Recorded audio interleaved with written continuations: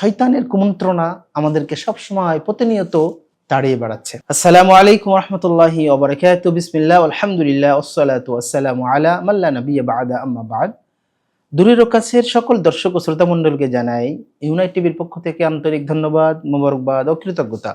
যারাই আমাদের এই আলোচনা শুনছেন সকলকেই মোবারকবাদ জানাচ্ছি। সম্মানিত দর্শক ও শ্রোতা মণ্ডলী, শয়তানের কুমন্ত্রণা আমাদেরকে সবসময় প্রতিনিয়ত তাড়িয়ে বেড়াচ্ছে। অথচ রাসূলুল্লাহ সাল্লাল্লাহু আলাইহি ওয়াসাল্লাম একটা জিকির আমাদেরকে শিখিয়েছেন, সেই জিকিরটা যদি আমরা করি তাহলে শয়তান আমার সাথে এসে কোনো কিছুই করতে পারবে না। সেটা কি?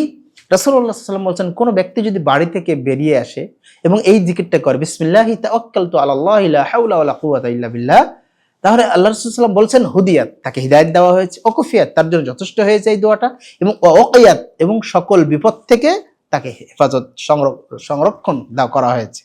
শয়তান তখন বলে, যাকে হিদায়াত দেওয়া হয়েছে, যার জন্য যথেষ্ট হয়ে গেছে আল্লাহ, এবং যাকে সংরক্ষিত করা হয়েছে, আমরা গিয়ে তার কিছু করতে পারবো না। অতএব বাড়ি থেকে বের হওয়ার সময় এই জিকিরটা আমাদের সকলকে করতে হবে। আপনার সন্তানকে শেখাবেন, আপনার স্ত্রীকে শেখাবেন, আপনি নিজে বলবেন, সন্তানকে শুনিয়ে শুনিয়ে বলবেন, তাহলে সেও অভ্যস্ত হয়ে যাবে। অতএব আসুন শয়তানের কুমন্ত্রণা, শয়তানের ষড়যন্ত্র থেকে নিজেকে বাঁচি, নিজের পরিবারকে বাঁচাই, নিজের সন্তান সন্ততি পরবর্তী বংশধরকে বাঁচাই। আল্লাহ রাব্বুল আলামিন আমাদের সকলকে এই জিকিরটা নিয়মিত করার তৌফিক দান করুন। আল্লাহুম্মা আমিন। ওয়াসসালামু আলাইকুম ওয়া রাহমাতুল্লাহি ওয়া বারাকাতুহু।